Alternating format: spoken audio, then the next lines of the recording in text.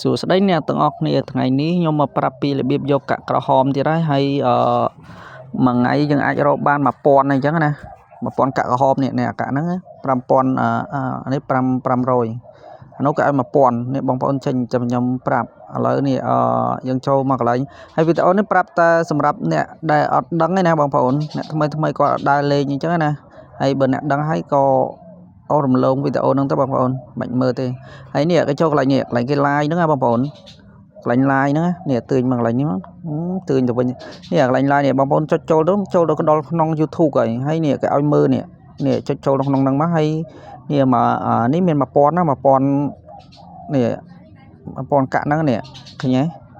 1000 កាក់ហ្នឹងហើយយើងចូលមើលវីដេអូគេ YouTube ហ្នឹងបានប្រហែលជាមើលការ live របស់គេណានេះក្នុងការ live របស់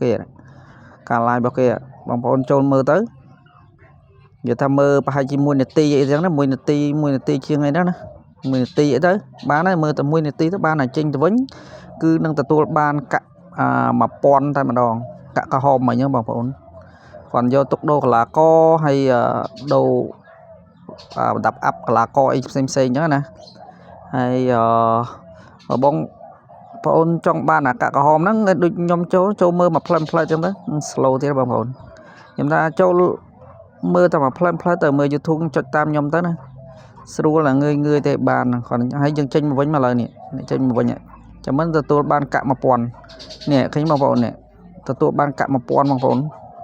នេះកាក់ហ្នឹងកាក់បាន 1000 អញ្ចឹងវីដេអូងឿយទេបងប្អូនធ្វើតាមខ្ញុំទៅចុចទៅតាមនឹងមើលការ live របស់គេណាហើយវីដេអូខ្ញុំមានតែប៉ុណ្្នឹងហើយបងប្អូននិយាយថាវីដេអូខ្ញុំមានតែប៉ុណ្្នឹងហើយបងប្អូន